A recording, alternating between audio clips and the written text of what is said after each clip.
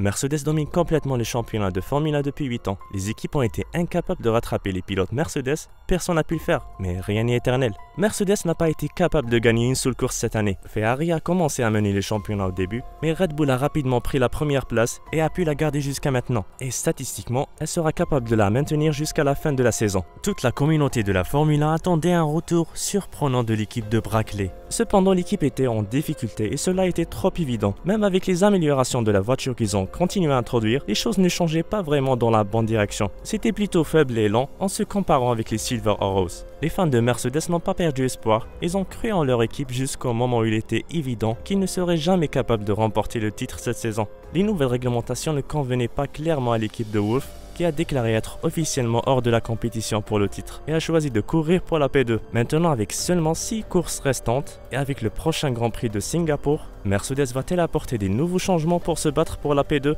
Continuez à regarder les amis, nous allons vite le découvrir. Dans une récente interview, Mike Elliott, le directeur technique de Mercedes, a déclaré que son équipe pourrait se concentrer sur la saison à venir plus que sur les courses restantes de cette saison. Elliott trouve qu'une P2 est une bonne chose pour terminer l'une des saisons les plus difficiles pour Mercedes au cours de la dernière décennie. Mais se concentrer sur cela doit être en deuxième position après les changements sur lesquels il travaille pour la prochaine saison. Pour un retour en force, Elliott a fixé la saison prochaine comme une priorité et croit que toute l'équipe, en particulier Lewis Hamilton, doit se rattraper après ce qu'il a appelé la pire saison qu'ils ont jamais eue. Nous voulons essayer de nous battre avec Ferrari pour cette position de P2. Nous voulons essayer de gagner cette course cette saison, ou plusieurs idéalement. Et surtout, nous voulons nous remettre sur les rails afin de nous battre correctement pour un championnat l'année prochaine. Ce n'est pas un manque de respect envers nos concurrents, nous avons une opposition fantastique, mais c'est ce que nous devons vraiment faire. Nous voulons revenir et nous battre pour les championnats. En parlant de la prochaine compétition à Singapour, Mike Elliott qualifie le circuit comme l'un des circuits adaptés pour eux. Similaire en termes de nature et de virage à Budapest et Zandvoort,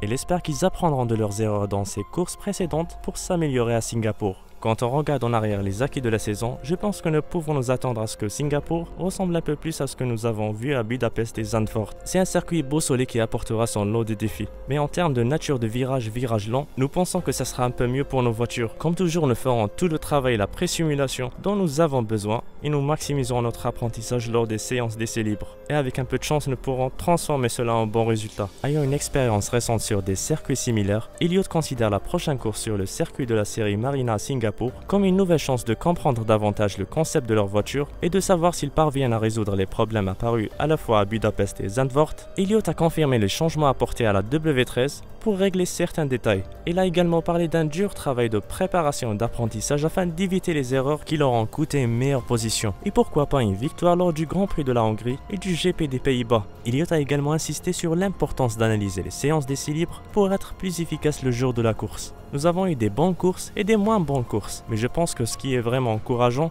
c'est la compréhension qui vient de la simulation et le travail que nous faisons et la compréhension qui vient de la soufflerie. Cela nous permet de travailler sur les raisons pour lesquelles nos performances ont des hauts et des bas, ce dont nous avons besoin pour revenir dans la lutte en avant et ce que nous devons faire pendant l'hiver. Je pense que ce sont les éléments clés. Les analystes de la Formule 1 ont parlé à plusieurs reprises de la lenteur de Mercedes dans les lignes droites, un problème lié aux nacelles latérales étroites. Le directeur de l'ingénierie de piste de Mercedes, Andrew Chauvelin, a confirmé que le concept des nacelles latérales utilisé par Ferrari et Red Bull s'est avéré plus efficace et n'exclut pas de l'utiliser dans la prochaine version de la voiture, la W14. Donc ce n'est pas désespéré, mais par rapport aux équipes qui ont déjà le concept en cours d'utilisation comme Ferrari et Red Bull, ils ont évidemment des petits inconvénients. De nombreux experts de la Formule 1 ont admis que le concept 2022 de Red Bull est le plus réussi. Mark Schurer, ancien pilote de Formule 1 et actuel analyste et commentateur à la télévision de la Formule 1, estime que Mercedes n'a pas été très performant avec le concept des nacelles latérales très étroites et il pense qu'ils le mettront à côté pour la saison à venir, pour se concentrer davantage sur un concept similaire à celui de Red Bull ou sur quelque chose de nouveau. Est-ce que cela peut rendre Mercedes meilleur que Red Bull ou mieux que la version de cette année? Personne ne peut vraiment savoir. Les équipes essayent de travailler dur dans leur garage et ne révèlent pas le moindre détail aux médias. Mercedes n'a pas construit le châssis parfait cette année.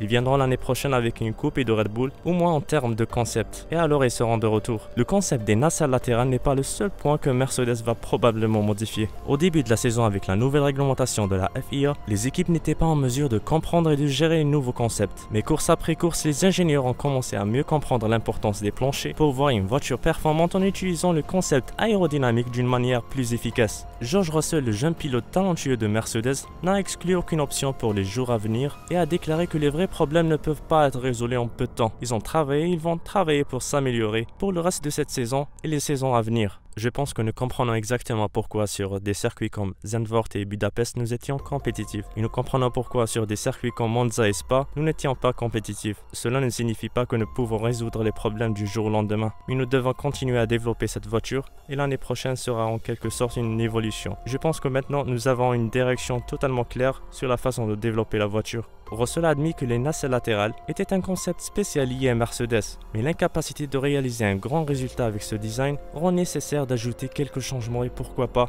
d'en introduire un tout nouveau. Je pense que rien n'est exclu. C'est sûr que nous avons un design assez unique avec les nacelles latérales. Il n'est pas exclu que nous continuions avec ce design, mais il n'est pas exclu non plus que nous changions complètement de philosophie. Mais en fin de compte que nous ayons des nacelles latérales larges ou étroites, ce n'est pas le facteur de différenciation des performances. Il y a plus que cela. Le jeune Britannique a qualifié la performance de Ferrari à Monza comme surprenante et a confirmé que lui et son équipe ont fixé le P2 comme un nouvel objectif à atteindre et qu'ils vont travailler pour cela. Que pensez-vous de ces changements que Mercedes a l'intention d'ajouter dans les prochaines occasions et pour l'année prochaine? Pensez-vous que cela va changer beaucoup de choses concernant les performances de leur voiture? Mercedes peut-elle vraiment opter pour le concept des Red Bull l'année prochaine? Comment voyez-vous cette décision? Dites-nous tout dans les commentaires ci-dessus. N'oubliez pas de vous abonner à notre chaîne pour plus de contenu de Formule 1. C'était tout pour la vidéo d'aujourd'hui. Merci d'avoir regardé. À la prochaine fois.